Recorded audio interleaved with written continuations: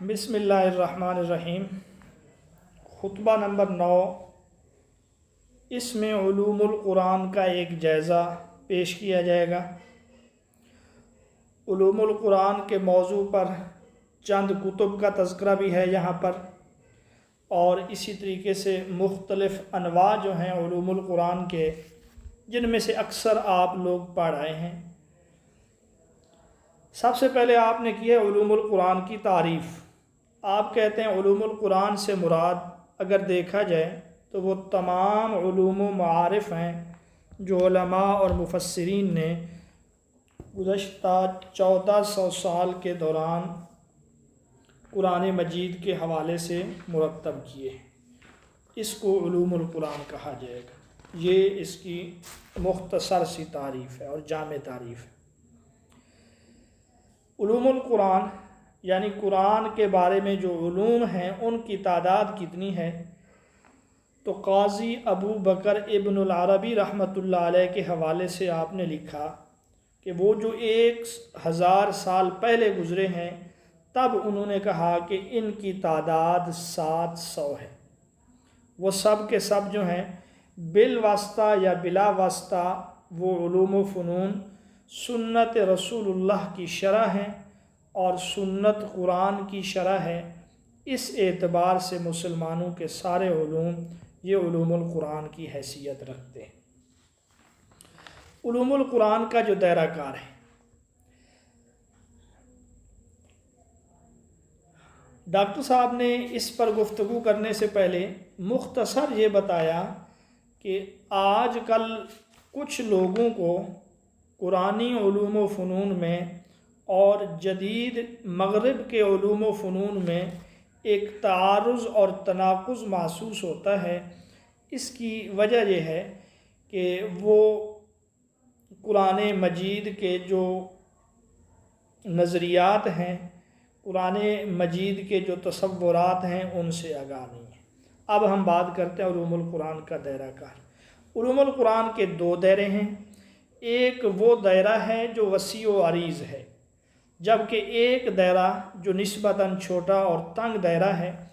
آپ کہتے ہیں کہ علوم القرآن کا وسیع دائرہ تو یہ ہے مسلمانوں کے وہ تمام علوم جو قرآن کے بتائے ہوئے تصورات کے مطابق ہوں، وہ علوم القرآن ہیں، چاہے ان کا تعلق قانون سے ہو، سیاست سے ہو، معاشیات سے ہو، فلسفہ یا تاریخ سے ہو۔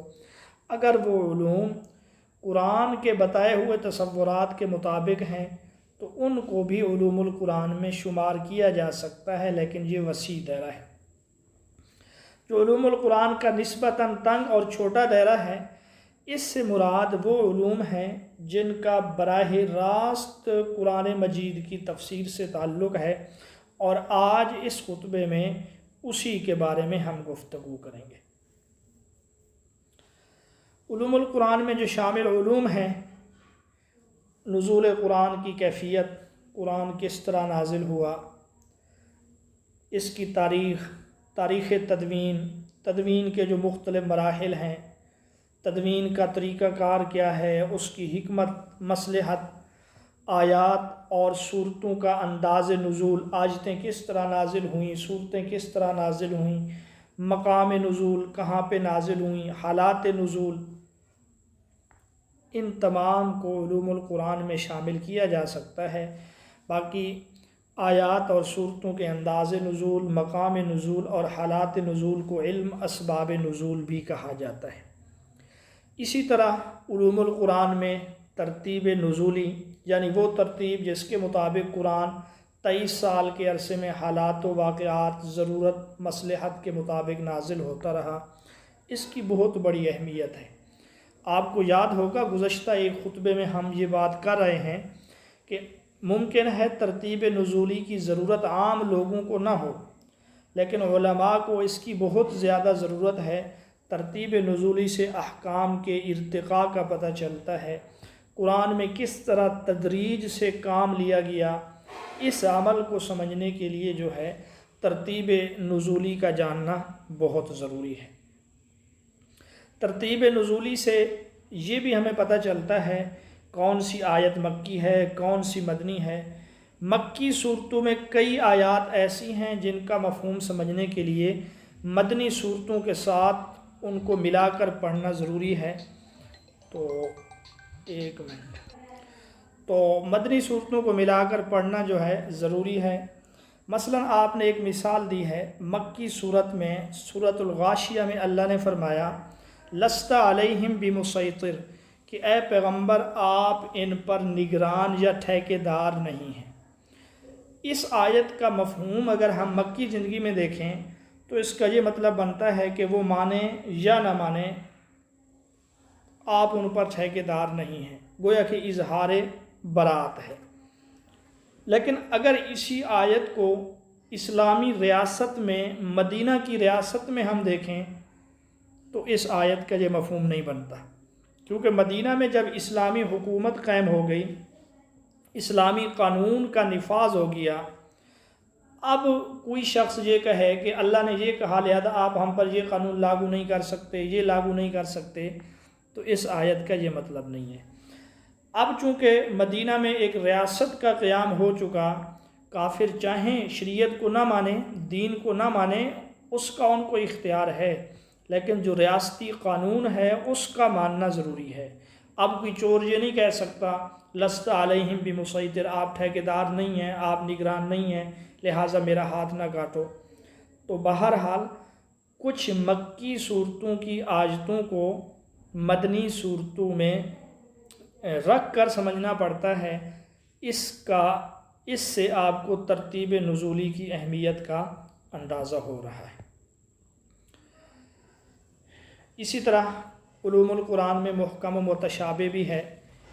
محکم پختہ مضبوط، اس سے مراد وہ آیات ہیں جن کا مفہوم واضح اور دو ٹوک ہو، جن کے بارے میں کوئی اختلاف نہ ہو۔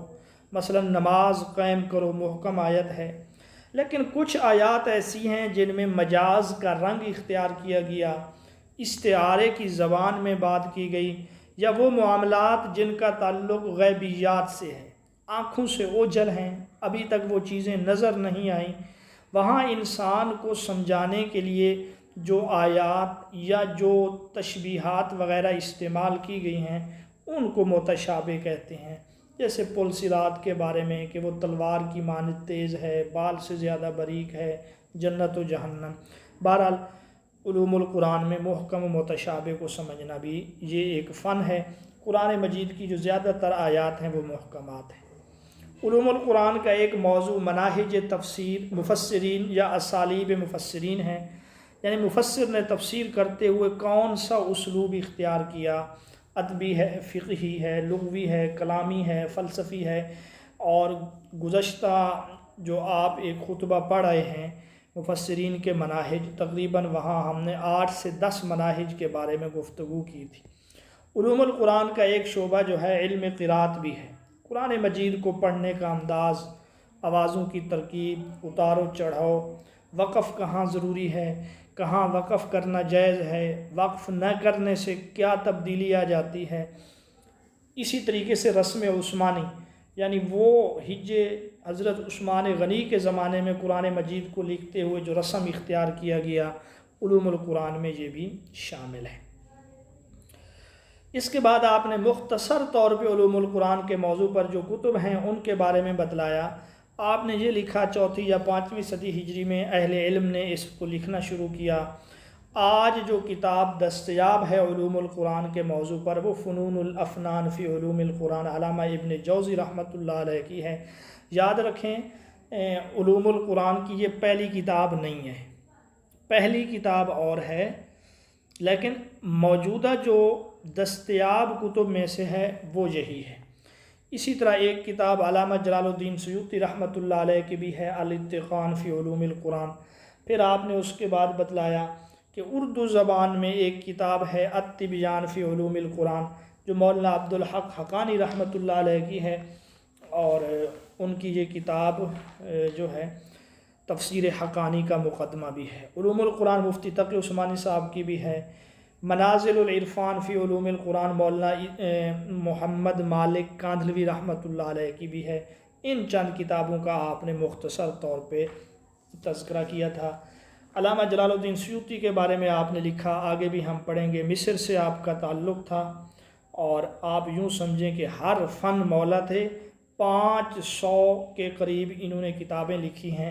یہ باتیں بھی آپ نے جلال الدین سیوطی کے اوپر کی ہیں۔ اچھا، اس تمہید کے بعد آپ نے پھر الگ سے نمبرنگ کے ساتھ علوم القرآن کے کچھ عنوانات کا تذکرہ کیا ہے، تو ان کو بھی ہم ابھی دیکھ رہے ہیں۔ سب سے پہلا جو ہے وہ ہے فضائل القرآن، قرآن مجید کی فضیلت، قرآن مجید کی مختلف صورتوں کی جو فضیلت ہے، مختلف آیات کی جو فضیلت ہے، یہ بھی علوم القرآن کا ایک موضوع ہے۔ آپ کہتے ہیں علامہ بخاری رحمۃ اللہ علیہ نے بخاری شریف میں فضائل القرآن کے عنوان سے 37 ابواب قائم کیے ہیں۔ اس کے علاوہ امام نسائی رحمۃ اللہ علیہ جن کی وفات جو ہے 303 ہجری میں ہے، اور اسی طریقے سے امام ابن ابی بکر شیبہ رحمۃ اللہ علیہ ان کی وفات 235 ہجری میں ہے، اور امام ابو عبید قاسم بن سلام ان کی وفات 224 ہجری میں ہے۔ انہوں نے بھی علوم القرآن کے موضوع پر کتابیں لکھی ہیں۔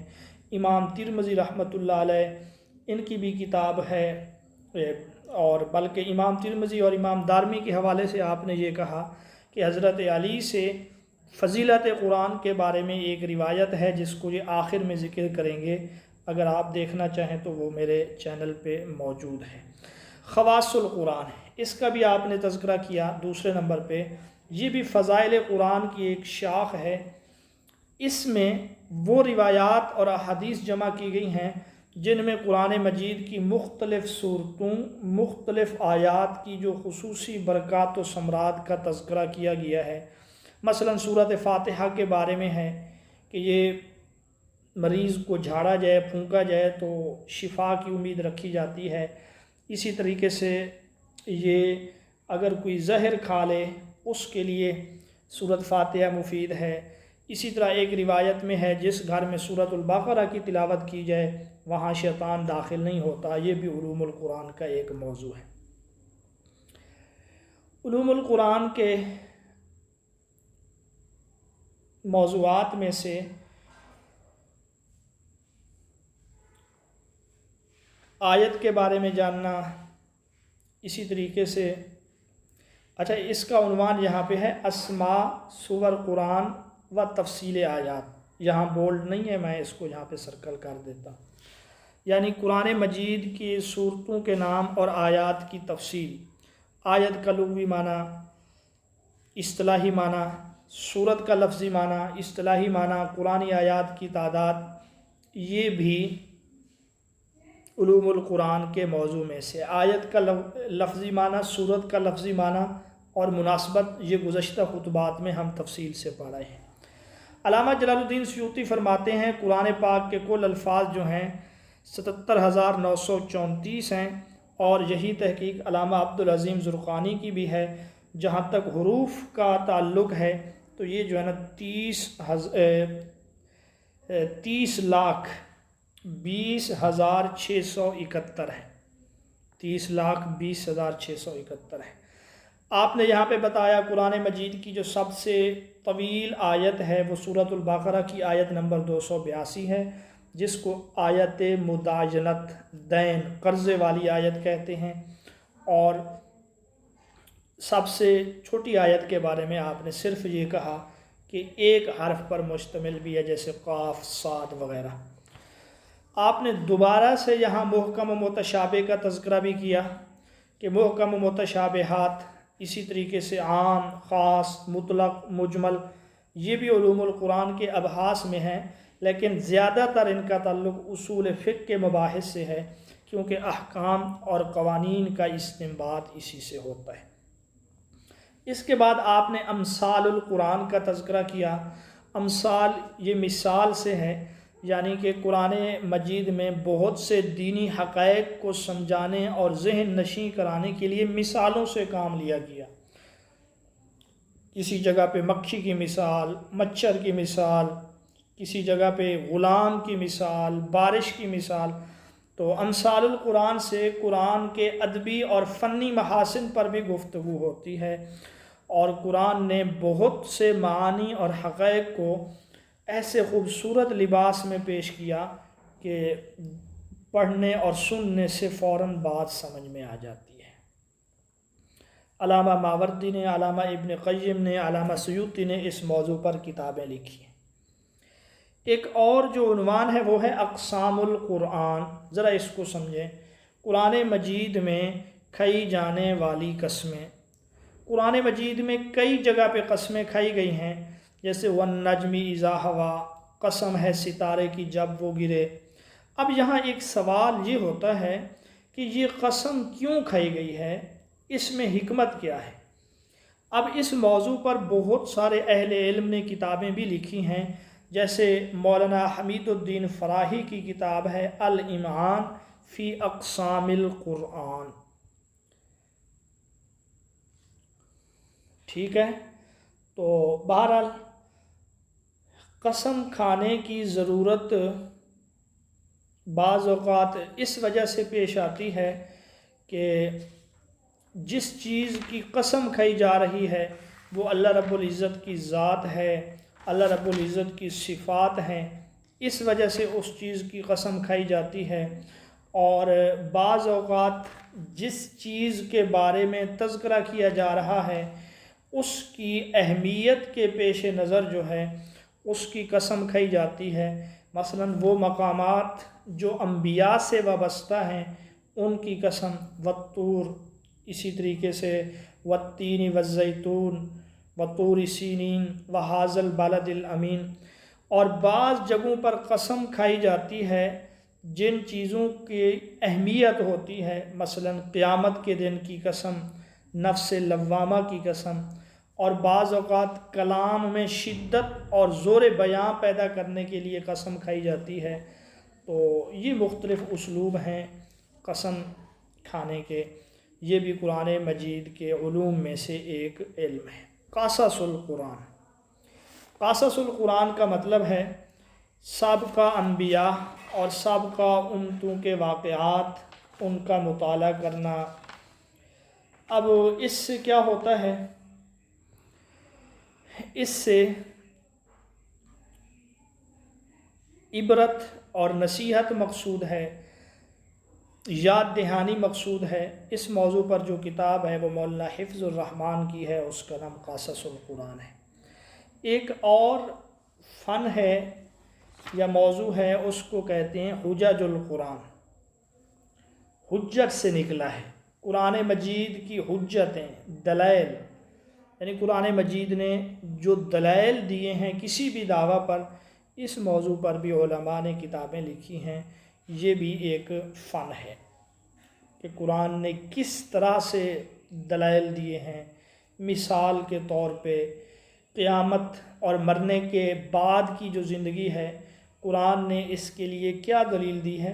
بارش، زمین کو دیکھو مردہ ہوتی ہے، پھر اللہ رب العزت بارشوں کے ذریعے سے اسے زندہ کرتے ہیں، درخت مرجھائے ہوئے ہوتے ہیں، بارشوں سے دوبارہ زندگی پاتے ہیں۔ یہ اس بات پہ دلیل ہے کہ جب یہ ساری چیزیں انفرادی طور پہ مرنے کے بعد، مرجھانے کے بعد دوبارہ زندہ ہوتی ہیں، تر و تازہ ہوتی ہیں، تو قیامت کے دن اللہ ان کو دوبارہ کیوں نہیں زندہ کر سکتا؟ تو یہ ہے حجج القرآن۔ ایک علم ہے جدل القرآن۔ جدل کا معنی جھگڑا کرنا۔ شاہ ولی اللہ رحمۃ اللہ علیہ اس کو علم مخاصمہ کہتے ہیں، یعنی قرآن مجید نے جو ہے مخاصمہ کیا ہے، مناظرہ کیا ہے، مکالمے کا انداز اپنایا ہے، اور اس موضوع پر تفسیر حقانی ہے، تفسیر جواہر القرآن ہے، تفسیر ثنائی ہے، ان کا انداز مناظرانہ ہے۔ قرآن میں بھی ہے وَجَادِلْهُمْ بِالَّتِي هِيَ أَحْسَنُ، ان سے مجادلہ کرو احسن طریقے سے۔ تو یہ بھی قرآن مجید کا ایک موضوع ہے۔ علوم القرآن کا بدائع القرآن، بدیع کا مطلب انہونی اور عجیب و غریب چیز، یعنی کسی جگہ پہ قرآن مجید ایک اچھوتا اسلوب اختیار کرتا ہے، اس کو بدائع القرآن کہتے ہیں، اور یہ بھی ایک فن ہے، اس پر بھی علماء نے کتابیں لکھی ہیں۔ غریب القرآن، یہ بھی فن ہے۔ قرآن مجید کے وہ کلمات یا وہ الفاظ جن کے معنی ذرا مشکل ہیں یا عرب میں زیادہ رائج نہیں ہے۔ اس موضوع پر جو عمدہ کتاب ہے وہ امام راغب اصفہانی کی ہے، المفردات فی غریب القرآن۔ ناسخ و منسوخ یہ بھی ایک فن ہے۔ نسخ کا لغوی معنی ازالہ کرنا، مٹانا۔ متقدمین کے نزدیک سابقہ آیت یا کوئی حکم اس کو بعد میں آنے والے حکم یا آیت کے ذریعے محدود یا مخصوص کر دیا گیا ہو، یا سابقہ حکم سے کوئی عمومی حکم نکل رہا تھا، اس عمومی حکم کو مخصوص کر دینے کا نام یہ نسخ ہے۔ اور ناسخ و منسوخ کو سمجھنا یہ بہت ضروری ہے۔ اس سے قرآن مجید کے بہت سے احکام میں جو ہے تدریج کا پتہ چلتا ہے۔ مثلا شراب، اس کے بارے میں 3 مراحل ہیں۔ اسمہما اکبر من نفعہما، یہ سب سے پہلے بتلایا گیا کہ شراب میں گناہ زیادہ ہے اس کے نفع سے، تو جو عقل و شعور رکھنے والے حساس قسم کے لوگ تھے وہ تو اس سے الگ تھلگ ہو گئے۔ پھر دوسرے مرحلے پہ یہ کہا گیا لا تقربوا الصلاۃ وانتم سکارى، نشے کی حالت میں نماز نہ پڑھو، تو یہ ایک اور بندش آ گئی۔ مزید جو کچھ ان سے کم احساس والے تھے انہوں نے سوچا کہ اس چیز میں کوئی خیر ہی نہیں ہے جو نماز سے روکے۔ پھر جب ان کے مزاج بن گئے، آخر میں پھر یہ نازل ہوا انما الخمر والمیسر والانصاب، کہ اب ہمیشہ ہمیشہ کے لیے حرام ہے۔ بہرحال علم ناسخ و منسوخ کو سمجھنا یہ بھی بہت ضروری ہے۔ اور نسخ کی ایک واضح مثال جس کو ہر عام سے عام انسان بھی سمجھ سکتا ہے وہ سورۃ الانفال کی آیت ہے، جس میں اللہ نے ابتدا میں یہ کہا اگر تم میں 100 صبر کرنے والے بہادر ہوں مسلمان تو وہ 1000 کافروں کا مقابلہ کریں گے۔ پھر اللہ نے اس کے بعد تخفیف، نرمی، سہولت دیتے ہوئے فرمایا کہ اب اللہ نے تم پر تخفیف اور نرمی کر دی ہے، تم میں سے 100 بہادر صبر کرنے والے مسلمان ہوں تو وہ 200 کا مقابلہ کریں گے، اور اگر 1000 ایسے ہوں تو وہ 2000 کا مقابلہ کریں گے۔ علوم القرآن کے موضوعات میں سے ایک بحث یہ بھی ہے کون سی آیت سب سے پہلے نازل ہوئی، سب سے بعد میں نازل ہونے والی آیت کون سی ہے۔ تو اس حوالے سے تقریباً تمام علماء کا اتفاق ہے سب سے پہلے تو سورۃ العلق کی ابتدائی 5 آیات نازل ہوئی۔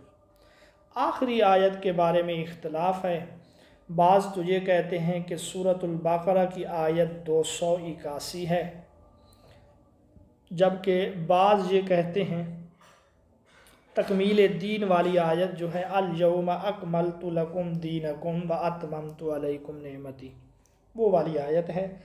پیچھے ہم پڑھ آئے ہیں کہ وہ جو کہتے ہیں نا کہ تکمیل دین والی آیت ہے، یہ وہ صحابہ تھے جو حجۃ الوداع کے بعد پھر رسول اللہ سے نہیں ملے، تو ان کے سامنے تو وہی آخری آیت تلاوت کی گئی۔ ویسے وہ آیت رسول اللہ کے وصال سے 81 دن پہلے نازل ہوئی۔ اگر آپ سورۃ البقرہ کی آیت نمبر 281 یاد کر لیں تو اس میں آپ کے لیے ٹرک ہے کہ آخری آیت کون سی ہے، 2 قول ہیں، 281 کے 2 کو نکال دیں، اور تکمیل دین والی آیت رسول اللہ کے وصال سے 81 دن پہلے نازل ہوئی ہے، تو اس طریقے سے آپ اس کو یاد رکھ سکتے ہیں۔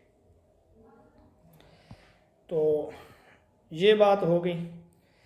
اسی طریقے سے علوم القرآن کے موضوع میں یہ بھی ہے کون سی آیات حضر میں نازل ہوئیں، یعنی رسول اللہ وطن میں، گھر میں، اپنی جگہ پہ تشریف فرما ہوتے تھے، کون سی آیات سفر میں نازل ہوئیں، جیسے سورۃ فتح کے بارے میں آتا ہے صلح حدیبیہ سے جب رسول اللہ واپس تشریف لا رہے تھے، سورۃ منافقون غزوہ بنو مصطلق سے جب روانہ ہوئے تھے تب نازل ہوئی، کون سی آیات دن کو، کون سی آیات رات کو نازل ہوئیں، جیسے اکثر قرآن تو دن کو نازل ہوا، ہاں سورۃ مریم اس کے بارے میں آتا ہے یہ رات کو نازل ہوئی، اور بھی کچھ صورتیں ہیں، کون سی آیات نیند کی حالت میں اور بستر میں نازل ہوئیں، جن کو نومی اور فراشی کہا جاتا ہے، بستر کو کہتے ہیں فراش اور نیند کو کہتے ہیں نوم عربی میں۔ کون سی آیات گرمی اور کون سی جو ہے سردی میں نازل ہوئی جس کو صیفی اور شتعی کہتے ہیں؟ کون سی آیات اس وقت نازل ہوئیں جب رسول اللہ براق سواری پہ سوار ہو کے آسمانوں کی طرف تشریف لے جا رہے تھے؟ جیسے علامہ ابن عربی کہتے ہیں یہ جو سورہ زخرف کی آیت ہے 45، وَاسْأَلْ مَنْ أَرْسَلْنَا مِنْ قَبْلِكَ مِنْ رُسُلِنَا، یہ اسی موقع پہ نازل ہوئی کہ انبیاء سے آپ سوال کیجئے، آپ ان انبیاء سے جو ہم نے آپ سے پہلے بھیجے ان سے سوال کیجئے کہ اللہ کے سوا کوئی اور معبود ہے؟ تو چونکہ رسول اللہ کی ملاقات انبیاء سے اسی موقع پہ ہوئی، آسمانوں میں ہوئی، جب بیت المقدس میں ہوئی، اس لیے ان آیات کو آیات فضائی بھی کہا جاتا ہے یا سماوی بھی کہا جاتا ہے۔ اسی طریقے سے علوم القرآن کے فنون میں سے، موضوعات میں سے ایک سبب نزول یا اسباب نزول بھی ہے۔ اس کو جاننا بھی بہت ضروری ہے، کیونکہ بعض اوقات سبب نزول کو سمجھے بغیر آیت کا معنی اور مفہوم ٹھیک طریقے سے ہم نہیں سمجھ سکتے۔ مثلاً زہار کی جو آیتیں ہیں وہ نازل تو ایک صحابیہ کے بارے میں ہوئیں، لیکن ان کی قانونی حیثیت سب کے لیے ہے۔ جو شوہر بھی بیوی سے زہار کرے اس کے لیے یہی حکم ہے، اگرچہ واقعہ ایک خاص موقع پہ ایک خاص سوال کے جواب میں یہ آیات نازل ہوئیں۔ اس چیز کا پتہ سبب نزول سے چلتا ہے۔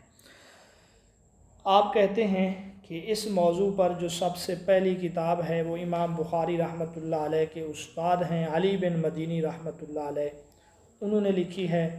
علامہ علی بن احمد واحدی کی بھی ایک کتاب ہے، اور علامہ جلال الدین سیوطی نے بھی کتاب لکھی ہے لباب النقول فی اسباب النزول کے نام سے۔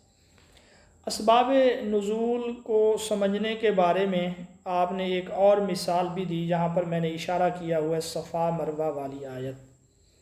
دیکھیں، صفا مروہ کے درمیان 7 چکر لگانے کو سعی کہتے ہیں۔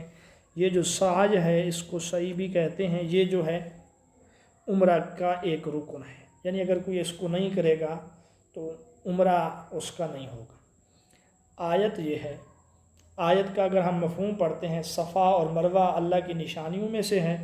فمن حج البیت او اعتمر، جو بیت اللہ کا حج کرے یا عمرہ کرے، فلا جناح علیہ ان یطوف بہما، اگر وہ طواف ان دونوں کے گرد طواف کر لے، چکر لگا لے، تو اس پر کوئی گناہ نہیں ہے۔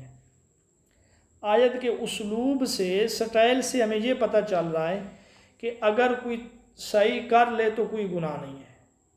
ہم کسی کام کے بارے میں کہنا کہ آپ یہ کام کر لیں تو اس میں گناہ نہیں ہے، اس کا مطلب یہ ہے کہ آپ کے پاس چوائس ہے، آپ کریں تو بھی، آپ نہ کریں تو بھی۔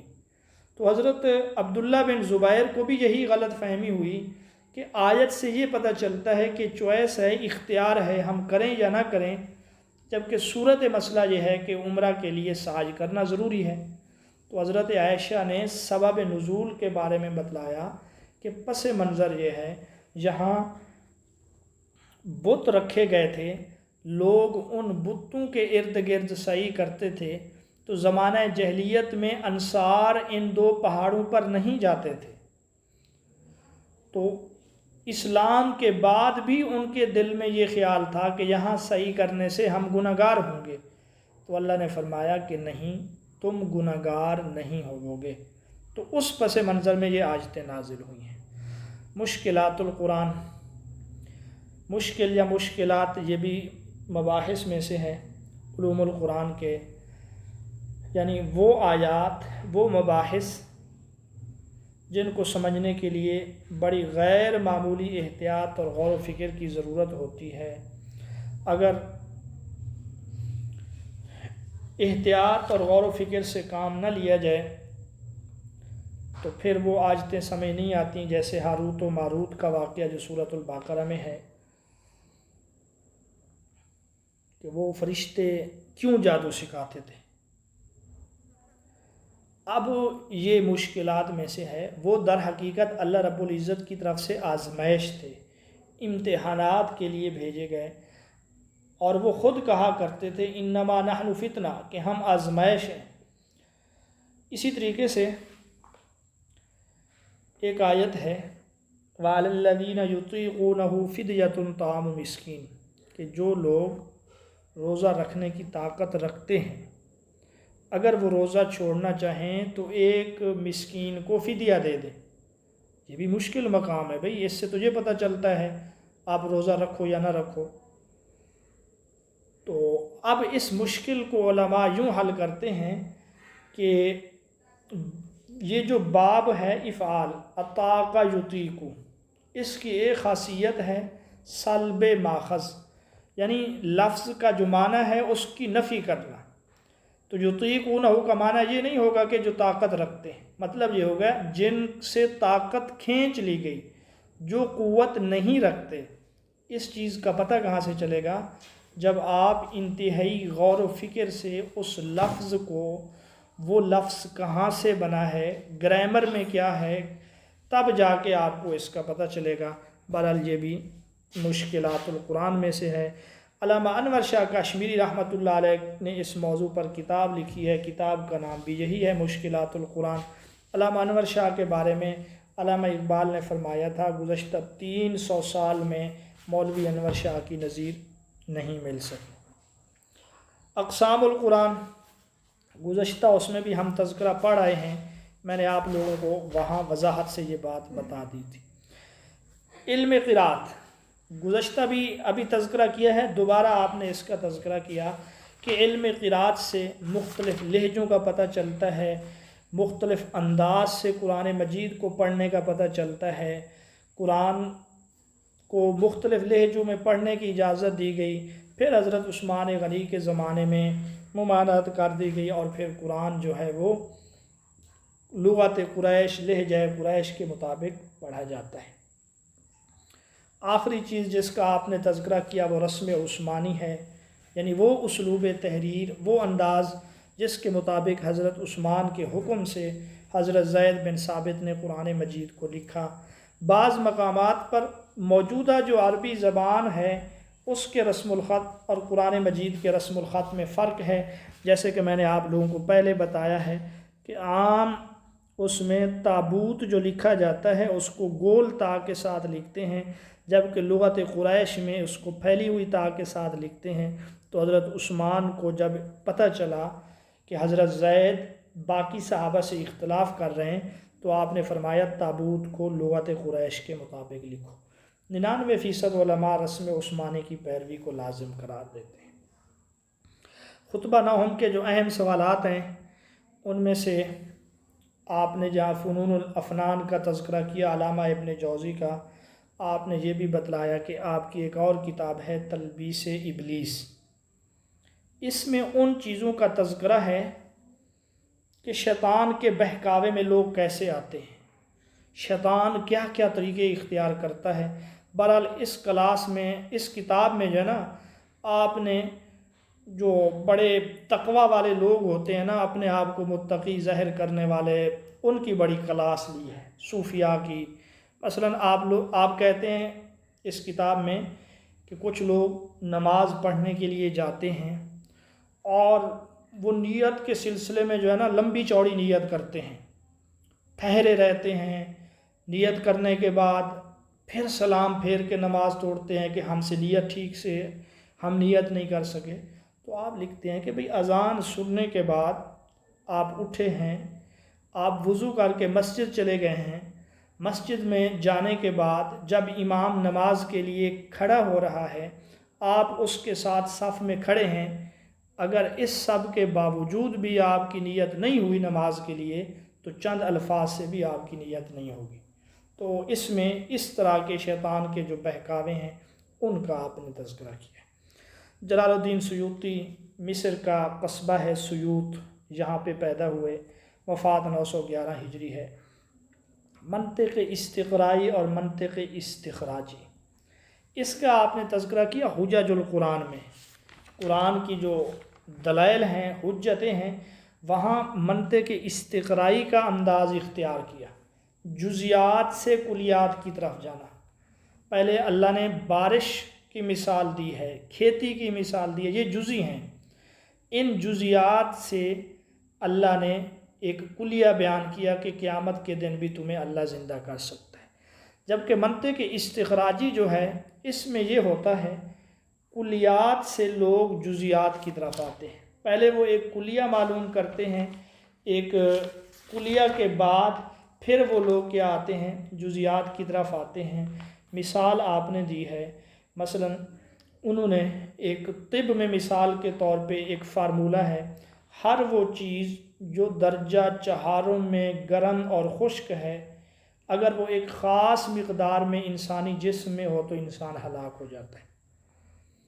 اب اس کے لیے پہلے ضروری ہے کہ آپ وہ درجہ چہارم کو اور گرم خشک کو سمجھو، پھر اس کے خاص مقدار کو سمجھو۔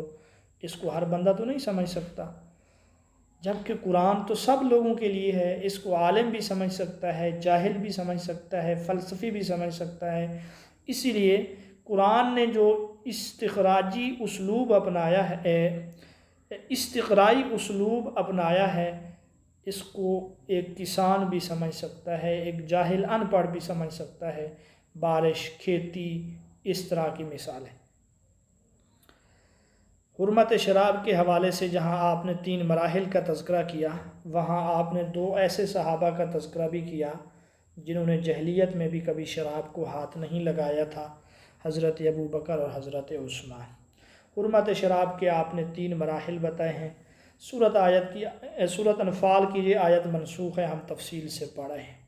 صفا مروہ یہ بھی ہم تفصیل سے ابھی آپ لوگوں کے سامنے ڈسکس کر چکے ہیں۔ تو یہ ہمارا نواں خطبہ تھا محاضرات قرآنی کا۔